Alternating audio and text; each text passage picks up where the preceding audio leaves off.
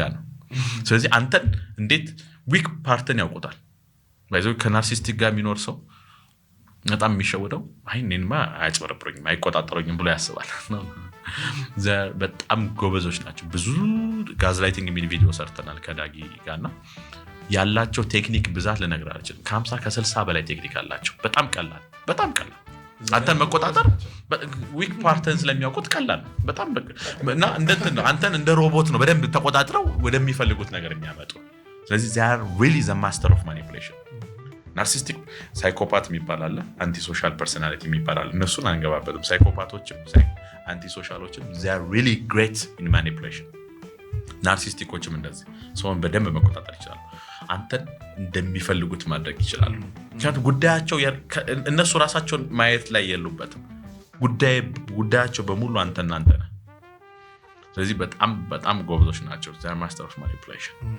እያልን ዶክተር ሬሚኒ የምትባል ሴት አለች 33 መገለጫዎችን አስቀምጣለች የናርሲስቲክ መገለጫ 33ቱም ደግሞ በምሳሌ አንድ ባንድ ማስረዳት ይቻላል ለምሳሌ ኢምፓቲ የላቸውም ስትል ስታወራቸው ስልካቸውን ትኩረት የማያደርጉ ከሆነ ላንተ ጉዳይ የላቸውም ማለት ነው ኢምፓቲ እንደሌላቸው የምታውቅባቸው ብዙ መገለጫዎች አሉ እንዲህ ያለን ብዙ መገለጫ ናርሲሲዝም ላይ ማምጣት እንችላለን ስለዚህ እነዚህ ሰዎች ራሳቸውን ይወዳሉ ወይ ብትለኝ ኖ ራሳቸውን መውደድ ሳይሆን ከራሳቸው ጋር ግጭት ውስጥ ናቸው ለምንድነው ቋሚ የሆነ ለራስ የሚሰጥ ግምት ያልኖራቸው የሚለውን ነገርም ማየት እንችላለን ካስተዳደግ ነው የሚመጣው ቋሚ የሆነ በህይወት ውስጥ ዋጋ የሚሰጡ ነገሮችን መለየት አይችሉም ብዙ ጊዜ እና በጣም ናርሲሲዝም በጣም ከባድ ነገር ነው እና ችግሩ ምን መሰለህ ሰዎችን ግን አንድ ቪዲዮ ላይ ያለችኝ ነበር አንድ ጓደኛ እንደዚህ አይቼ ናርሲሲስቲክ መሆኑን አውቃለሁ ነው እንደሱ አንችልም በጣም ከባድ ነገር ነው ኢቭን ሰው ካልመጣ እና ዲያግኖስ ካልተደረገ ናርሲስቲክ ፐርሰናሊቲ ዲስኦርደር አለበት አይደል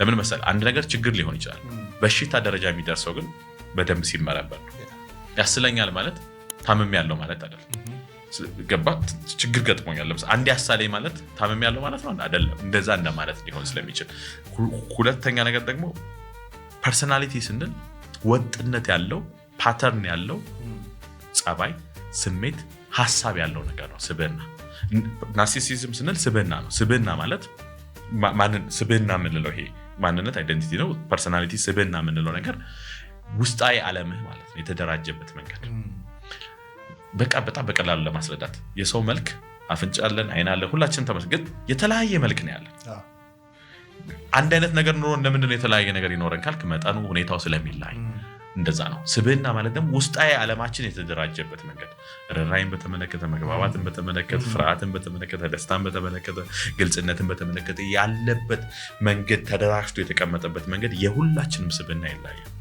ናርሲሲዝሞች የሆነ ያህል የስብዕና መቃወስ አለ ያነ መቃወስ ደግሞ ምንድነው ካልከኝ ቅድም ያስቀመጥኩት እነዚህን ሰዎች ግን አይተን ኦኬ ናርሲሲዝም ሊኖርበት ይችላል ነው እንጂ ናርሲስቲክ ፐርሰናሊቲ ዲስኦርደር አለበት ብለን ሰውን ዲያግኖስ ማድረግ መመርመር አንችልም ያነ ሰው መጥቶ የስነ ልቦና ባለሙያ ላይ መጥቶ ወይም ደግሞ የስነ አእምሮ ባለሙያ ላይ መጥቶ ካልታየ እናውቅ አንችልም ለምን መሰለህ ናርሲሲዝምን አስቸጋሪ የሚያደርገው እነዚህ ሰዎች በጣም በብዙ የህይወት አውታር ውስጥ ስኬታማ ናቸው ኦኬ ለምንድነው ካልከኝ ህይወታቸው በሙሉ መድረክ ላይ እንደመኖር ትወና ላይ ናቸው የናርሲሲዝም አንዱ መገለጫው እሱ ነው ኢቭን ጓደኛ መያዝ የሚፈልጉት መቆራኘት የሚፈልጉት ከሰው ጋር ማድረግ የሚፈልጉት ከስኬታማ ሰዎች ጋር ብቻ በቃ እኔ እዛ ጋር ነው ዲዘርቭ ማደርገው የሚል ነገር አለ እና መገለጫው አንዱ መገለጫቸው ምንድነው ግራንዲዮሲቲ አለ ሂሳማው ራስን በጣም ከፍ የማድረግ ነገር አለ ራሳቸውን ከፍ የሚያደርጉት ደግሞ ምንድነው አንተ በዛ ሌቭል ከፍ እንድታደርጋቸው ስለሚፈልገው ራሳቸውን ሪሊ ከፍ ስለሚያደርጉ አይደለም እዚህ ጋር ነው ልዩነቱ ሰው የማይገው ራሳቸውን በስነ ስርዓት ከፍ አድርገው ስለሚያዩ አይደለም እኔን ከፍ አድርገህ እንድታየኝ ይኸውልህ በዚህ መንገድ እየኝ እኔን ብዬ እየሰጠሁ ነው ማፕ እየሰጠሁ እኔ ራሴን እንደዚህ ማየት ስለማልችል አንተ እንደዛ ካየኸኝ ግን እኔ ራሴን እንደዛ ማየት ስለምችል እባክህ እንደዚህ እየኝ ነው ስለዚህ ናርሲስቲክ የሆኑ ሰዎች ራሳቸውን ከፍ ያደርጋሉ ማለት አይደለም ከፍ አድርገው የሚያሳዩ አንተ ከፍ እንድታደርጋቸው ነው ሪሊ ያምኑበትም እነሱ እንደዛ እንደው ግን አንተ ከፍ አድርገህ እንድታያቸው ስለሚፈልጉ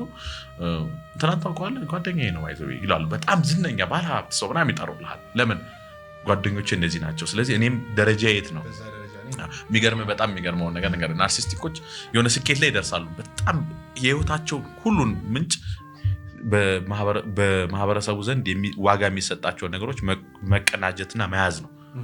ስለዚህ ሀብታም ለመሆን ዝነኛ ለመሆን ይሞክሩና ያሳኩታል። ካላሳኩት ምን ያደርጋሉ መሰለህ?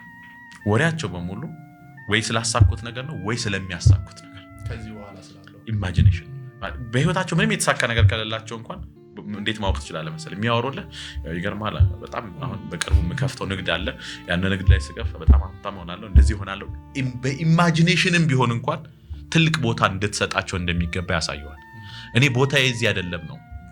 ሁሌም ካንተ ጋር ስለሆንኩ ዝም ብለህ ቀለል አድርገህ እንድታየኝ አልፈልግም ነው አንዱ መገለጫቸው። ኢቨን ሚስታቸውን ብዙ ጊዜ ለምንድን ነው ወንዶች አድርገን የምናወራው? ብዙ ጊዜ ናርሲሲዝም ከወንዶች ጋር የተገናኘ ስብዕና ስለሆነ ነው። ሴቶችም አሉ እና ሚስታቸው ምን ይላሉ? እኔ አብረሽ ስለምትይ ነው እንጂ ስለምታየኝ አብረን ስለሆነ ቀለል አድርገሽ ስራ ቦታ ብትመጪ ሰው እንዴት እንደሚያጎነብስልኝ ብታይ፣ በየቦታው ሲሄድ ነው የሚለው እዛ እንዴት እንደምከበር እና በቃ በጣም ኢንታይትልመንትም አለ። ክራይቴሪያዎቻቸውን ከጠራው ብዙ ነው 33 ነውና ኢኮኖሚ ክላስ ቆርጠው ቢዝነስ ክላስ ካለ ሰው በላይ እንክብካቤ እንደሚገባቸው ይሰማቸዋል። ፕሌን ላይ ራሱ የሚገባቸው የሆነ ነገር ስላሟሉ ሳይሆን እነሱ ስለሆኑ ከፍ ያለ ነገር እንደሚገባቸው ነው የሚያስቡት። እኔ እኮ ነኝ ነው እኔ ነኝ። በጣም ሰፊ ነው ግን ዋና እንዲሁም ትኩረታችን መሆን የነበሩት ናርሲሲስቲኮች እርዳታ ፈልገው የመምጣት እድላቸው በጣም ትንሽ ነው። ምክንያቱም ህይወቴ ማይ ላይፍ ኢዝ ፐርፌክት ነው የሚሉ እንደውም ግን በናርሲሲዝም ብዙ ሰው ጥቃት ይደርስበታል። አብዛኛው ሰው ሪሌሽንሺፕ ላይ ጥቃት፣ ትዳር ላይ ጥቃት ይደርስበታል፣ ጓደኝነት ላይ ጥቃት ይደርስበታል ናርሲሲስት ሆኑ ሰዎች። ስለዚህ ትኩረታችን እንዲሁም መሆን ያለበት ከናርሲሲዝም ጋር የሚኖሩ ሰዎች ራሳቸውን እንዴት መከላከል እንዳለባቸው። ኢቭን ጉድ ኒውስ ስትነግራቸው ለምሳሌ ባሏ ናርሲስቲክ የሆነ ሰው ጉድ ኒውስ ስትነግረውና ባድ ኒውስ ስትነግረው ጥንቃቄ ማድረግ አለባት። ጉድ ኒውስ ስትነግረው አንደርማይን ያደርጋል። ባድ ኒውስ ስትነግረው ደግሞ ኦቨር በጣም ህይወቷ መጥፎ እንደሆነ ይነግራታል። ስለዚህ በጣም ጥንቃቄ ማድረግ አለባት። ጉድ ኒውስ ከመንገር በፊት ናርሲስቲክ ከሆነ ለምሳሌ ባሏ ጉድ ኒውስ ከመንገሯ በፊት ያንን ኒውስ ለብቻዋ ማጣጣም አለባት። እሱ ምን ስለሚያደርገው አንደርማይን ስለሚያደርገው ማለት ነው። እና በጣም ጥንቃቄ የሚጠይቅ ነገር ነው። ከዛ ውጭ ደግሞ ጋዝላይቲንግ አለ፣ ማኒፑሌሽን ማለት በጣም ነው የሚያሳዝነው። በዚህ ጥቃት የደረሰባቸው ሰዎች አንዳንዴ የሚኖሩትን ህይወት ለምን እንደሚኖሩ ያውቁ። ምክንያቱም ጋዝላይቲንግ ማለት ያንተን እውነታ ያንተን ዓለም ትጠራጠራለህ መጨረሻ ላይ። ስለዚህ ያነ ሰው አርግ የሚልህን ብቻና ሁን የሚልህን ሰው እየኖርክ መኖር ያንተ ማንነት እንዳለህና እንደሌለህ ረስተህ የበፊቷ ለምሳሌ የበፊቷ ያቺ ሴት ናፈቀችኝ ነው የሚሉት ሁሉ ያቺ ማንነቴና የድሯ እንትና ናፈቀችኝ ነው የሚሉ ሁሉ። ምክንያቱም በናርሲሲዝም ጥቃት ሙሉ ለሙሉ ያነ ሰው አፍርሶ እንደሚፈልገው አድርገው ይሰራል እንደሚፈልገውና ማንነትን ነው የምታጣው። ጋዝላይቲንግ ማለት እሱ ነው። የራስን ትውስታ፣ የራስን አስተሳሰብ፣ የራስን አመለካከት፣ ህይወትን ነው የምታጣውና አም ሶሪ በጣም ከባድ ነገር ነው ከዚህ ሰዎች ጋር የሚኖሩና አሁን ደግሞ በጣም እየሰፋ ነው። ለምን the culture ስኬት self made እኔ የሚለው ሲመጣ life is becoming አሁን 20ኛው ክፍለ ዘመን የናርሲሲዝም ክፍለ ዘመን ነው። በጣም ብዙዎችን ወደ ናርሲስቲክ ፐርሰናሊቲ እየገፋናቸው እና በጣም ዶክተር ራሚኒ አንድ ቆንጆ አባባል ብላለች። በጣም ሰዎች ናርሲስቲክን ከመወደዳቸው የተነሳለች አንድ ሰው መጥቶ የሆነ እሷ የምትሰጠው ወርክሾፕ ስልጠና የምትሰጠው አንደኛ ከናርሲሲዝም ፐርሰናሊቲ እንዴት መውጣት እንዳለብህ፣ ሁለተኛ ደግሞ በዛ ነገር ጥቃት ከደረሰብህ ደግሞ ራስህ እንዴት መከላከል እንዳለብህ ነው ስልጠና የምትሰጠው። ስልጠናውን አሰልጥኜ ስጨርስ አንድ ሰው መጥቶ እኔ ናርሲስቲክ መሆን እፈልጋለሁ ምን ላድርግ አለኝ አለች። ለምንድን ነው? ምክንያቱም በማህበረሰቡ አሁን ላይ ያለው ነገር ስኬት ምናምን የሚባለው ቫልዩ ተሰጥቶ እንደነሱ ብትሆን እውነትም ቶሎ ስኬታማ መሆን ይችላለሁ እና እንደነሱ እንደሆነ እርጅኝ ያለው ናርሲስቲክ መሆን ያለውን ስቃይ ደግሞ እኔ ልነግርህ አልችልም። ምክንያቱም ሁሌ ከሰው ጋር በሰው ላይ ጥገኛ ሆኖ መኖር በጣም ናርሲስቲኮችም ያሳዝናሉ። ባይዘው ስላልገባን ውጫ ያለማቸው ትወና ላይ ስለሆኑና ስቴጅ ላይ እንዳለ ሰው የሚያሳዩት ነገር ጥሩ እንደሆነ ቢመስለንም ግን ህይወታቸው በጣም ስቃይና ቆሰል ይበዛበት ነው። ናርሲስቲክ እነሱም ያሳዝናሉ። እነሱም ህክምና ያስፈልጋቸዋል። ጥቃት የደረሰባቸውም ሰዎች ህክምና ያስፈልጋቸዋል። በጣም ሰፊ ቶፒክ ነውና በትንሽ ደቂቃ ሚኒማይዝ ለማድረግ ሞክሬያለሁ። የሚገርም ነው። ምናልባት አሁን እኔ ደግሞ ምን ማወቅ ፈለኩኝ፣ እንዴት ራሳችንን መከላከል እንችላለን? እንደዚህ አይነት ነገር አንድ ሰው ማኒፑሌት ሊያደርገን ሲመጣ ምናልባት አንድ መጽሐፍ አለ በጣም ብዙ ሰው ወዶት ነው የሚያነበው 48 Law of Power የሚል ማለት ነው። አነበብኩትኝ አየሁት ምናምን እንዳልከው ነው። ግን አንድ ናርሲሲስት የሆነ ሰው እኔ ላይ ጥቃት እንዳያደርስብኝ ወይ ወደ እኔ እንዳይመጣ እንዴት ነው ያንን ነገር መከላከል የምችለው? አንዱ ትልቁ ነገር አሁን 48 Law of Power ስታነበው ሰው ጥቃት እንዴት እንደሚያደርስብህም ታውቃለህ አንተ። ኃይልን መያዝ ማለት በጣም ጥሩ ነገር ነው። ምክንያቱም ምን መሰለህ ሌሎች ሰዎች ኃይል ሚዛን እንዳይወስዱብህ እንዴት መከላከል እንዳለብህ ይገባል። ስለዚህ ኃይል መጥፎ አይደለም ማለትም አሁን እኔ 48 Law of Power ሳነበው ሮበርት ግሪንን መጽሐፎችን ስታነብ ኃይል መጥፎ አይደለም፣ ግን ኃይልን የምንጠቀምበት መንገድ ሮንግ ነው እና ደግሞ ደካማ ሰዎች ውስጥ ኃይል ከገባ አደገኛ ነው፣ በጣም አደገኛ ነገር። ደካማ ሰዎች ውስጥ ኃይሉን ምን ማለት ነው? ኃይሉን በስነ ስርዓት መያዝ የማይችሉ ሰዎች ውስጥ ኃይሉን ዲዘርቭ የማያደርጉት ሰዎች ልክ ደክመህ ታግለህ ለምሳሌ እኔ ጎበዝ ተማሪን የምወደው ለምን መሰለህ? ይሄ ሰው ደክሟል። ከመዝናናት ይልቅ ቁጭ ብዬ ማንበብን መርጫለሁ፣ መሰቃየትን መርጬ ነው። ስለዚህ ደክሞ የሆነ ደረጃ ላይ ደርሷል። ግን ሳይደክም በአቋራጭ የሆነ ቦታ ላይ የመጣ ሰው ያንን ነገር እንደማይገባው ያውቃል፣ ደካማ እንደሆነ ያውቃል። ለዚህ እኮ ነው ሰው ስልጣን መልቀቅ የማይፈልገው። ምክንያቱም ነገ ከነገ ወደ ኖርማል ህይወት ሲመለስ ለምሳሌ ከዩኒቨርሲቲ ብትባረር ምን ታደርጋለህ? በቃ ያሰለጠንኩ ያልኩ ከስልጣን ስትባረር ምን ታደርጋለህ ስትል ሌላ መንገድና ምርጫ የሌለው ሰው ግን ያለው ብቸኛ አማራጭ ምንድነው? ስልጣኑን የሙጥኝ ብሎ መያዝ ነው። ስለዚህ ኃይል ብቃት በሌላቸው ሰዎች ውስጥ ሲገባ በጣም አደገኛ ነገር ነው። በጣም በሚያሳዝን ሁኔታ ደግሞ ሁሌም ኃይልን የሚያሳድዱ ሰዎች ብቃት የሌላቸው ሰዎች ናቸው። ለምን? በብቃታቸው ኃይሉን ማምጣት እንደማይችሉ ያውቁታል። ስለዚህ ኃይሉን ብቻ ይዙትና በኃይሉ እየተጠቀሙበት ይኖራሉ። በብቃትህ ከሆነ ችግር የለውም። ለዛ ነው ለምሳሌ እኔ አሁን የጤና ባለሙያ ሰዎች ደግሞ ያናድደኛል፣ ያበሳጨኛል። እነዚህ ሰዎች በየትኛው መለኪያ ተወዳድረው በብዙ ሂደት ውስጥ መስዋዕትነት አልፎ የመጡ ሰዎች ናቸው። ብቃት አላቸው። ብቃት ያለውን ሰው ግን እየከፈልከው አይደል? ምን ማለት ነው ይሄ? ብቃት ካለ አልወድህም እያልከው ነው። 8ኛ ክፍል ያቋረጠ ጓደኛ ጥሩ ገቢ ካለው ጎበዝ ተማሪ መሆን አልፈልግም ወይም ብቃት ያለውን ሰው አልፈልግም እያለች ነው ሀገራችን። ብቃት ያለውን ሰው አንፈልግም ማለት ነው በተዘዋዋሪ። ሙያና ቴክኒክ 10ኛ ክፍል 11ኛ ክፍል ሙያ እየናኩኝ አይደለም፣ ግን ታግሎ በአእምሮ ብቃቱን ለማሳደግ የታገለን ሰው በምንም መንገድ አላበረታታው። ወታደር የሆነን ሰው ማለት አምናት አሁን ትልቁ ችግር ምን መሰለህ? እኔ ሙያን መናቅ አይደለም ይሄ፣ ግን እያንዳንዳችን በሙያችን ውስጥ ልክ እንትን ብቃታችንም ይለያያል። ለምሳሌ 10 አለቃና ጄኔራል ይደረሰን ሰው እኩል ልታደርገው አይደለም፣ አትችልም። 10 አለቃ የሆነና ጄኔራል የሆነ ሰው 10 አለቃ የሆነው ሰው በአንድ የተነስቶ ጄኔራል ሲሆን ኃይሉን ይዞታል፣ ብቃቱ ግን የለውም።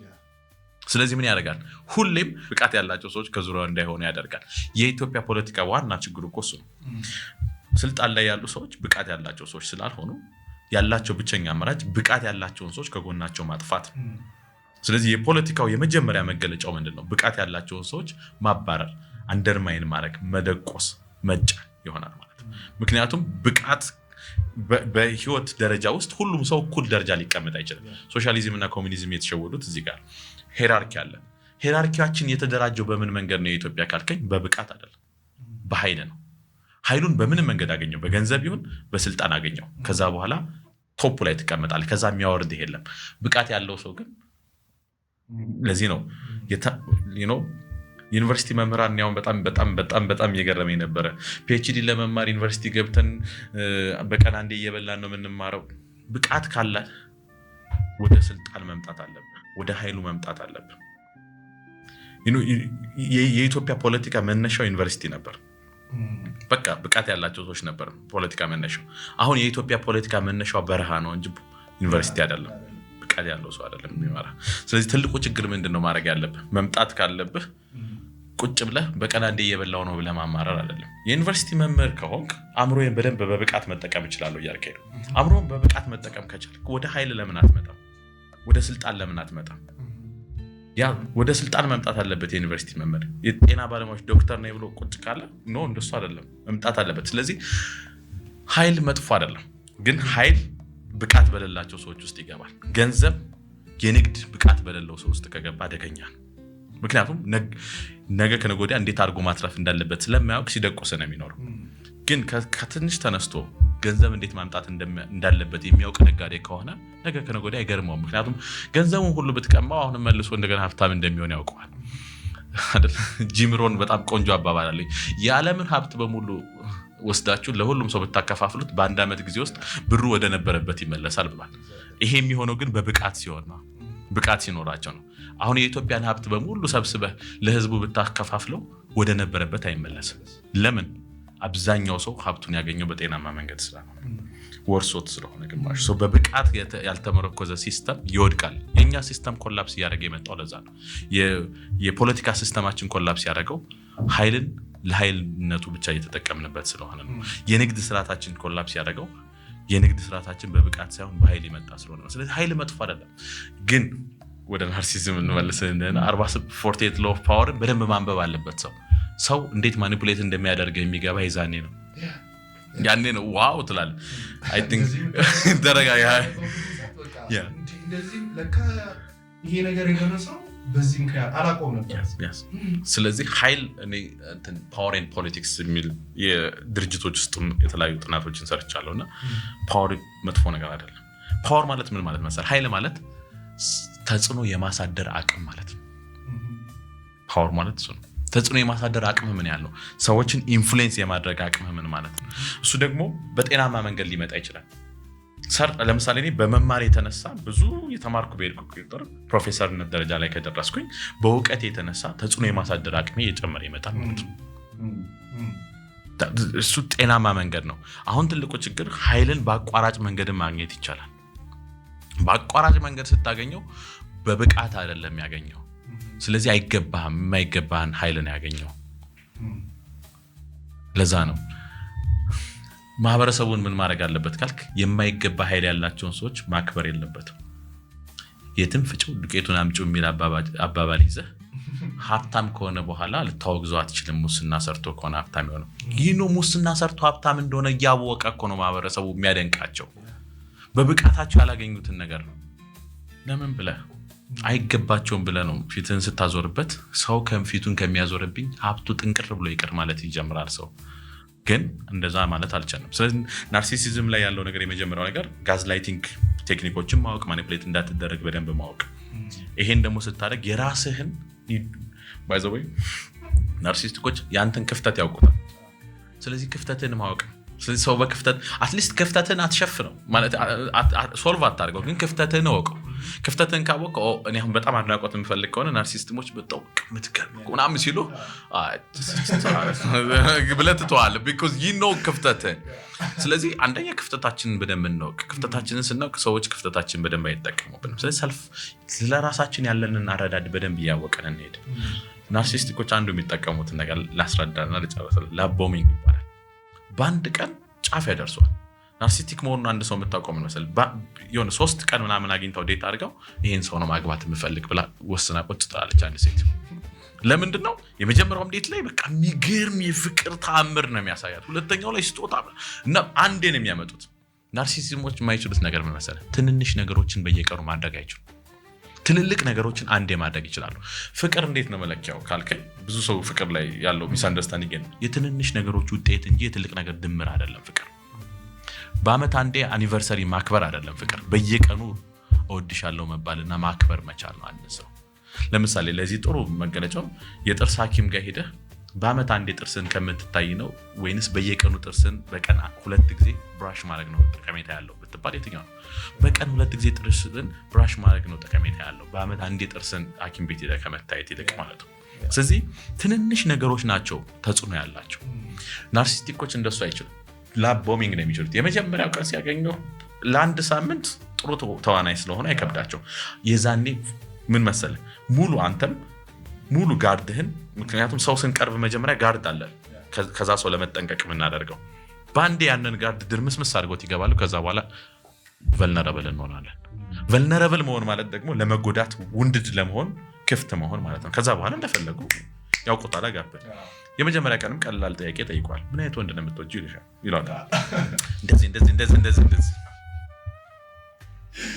something ነገራለች ቢኮዝ በጣም የሚገርም ሰው ነው አፊት ለፊቱ ያለው ወይንም በጣም ስኬታማ የሆነ ምናምን ከዛ ደግሞ በጣም አበባ ይዞ ይመጣ ምናምን ሰው ነውና አስቦ ለዛ ሰው እንዴት ብለህ አትነግረውም ትነግረዋለህ they are really good in dating world እና ዴቲንግ ላይ በጣም የሚከብደኝ ነገር ብዙ ሰዎችን ለማስተማር ሞክሬያለሁ ግን መጠንቀቅ አለብህ ዴቲንግ ላይ ዴቲንግ is a stage ከባድ የሆነ ድራማ ያለበት ቦታ ነው እና ድራማ መተወን ደግሞ ናርሲስቲኮች they are really good እና የመጀመሪያው ቀን ሄደሽ ዋው ብለሽ ከመጣሽ አልኩኝ ሁለተኛውም ቀን ዋው ይሄ ሰው የሚገርም ነው ለጓደኞችሽ እስከነግራቸው አለ ምናምን ያልክ አምስቱንም ቀን ዋው ካልክ ችግር አለ ማለት ነው because he is not being vulnerable ክፍተቱን ካላሳየህ ናርሲስቲክ ክፍተቱን ሊያሳየህ አይችልም ምክንያቱም ትንሽ ክፍተት ካሳየው ናርሲስቲክ ሰውን እንዴት መሰለህ የምትጠይቀው በጣም ቀላል ጥያቄ ከህይወት የምትጠላው ነገር ምንድነው ማለት በራስህ ማትወደው ጸባይ ምንድነው ምናምን ብለህ ብትጠይቃቸው ናርሲስቲኮች አይመልሱ በራሴ በጣም የምጠላው ነገር ምን መሰለሽ ትንሽ ስራ አበዛለሁና የሚነግሩህ በጎ ነገር ነው መልሰው ስራ አበዛለሁ ብለው ይነግሩህና ስራ ላይ በጣም ውጤታማ ነኝ እና ስራ ላይ ውጤታማ ስለሆንኩኝ ትንሽ ገንዘብም ሲበዛ ዶሃል ገንዘብም ሲበዛ ጫና ይዞብኝ ይመጣል ለሚለው ሶ የሚነግሩ ነገር ሪሊ ችግራቸውን አይደለም እየነገሩ ያሉት ምኑን ነው እየነገሩ ያሉት ህይወታቸው ምን እንደሚመስል ያለውን በጎ ነገር ነው የሚነግሩና ናርሲስቲክ ዴቲንግ እና ናርሲሲዝም የሚገርም ድራማ እና ካወራ ነው በጣም ብዙ ነው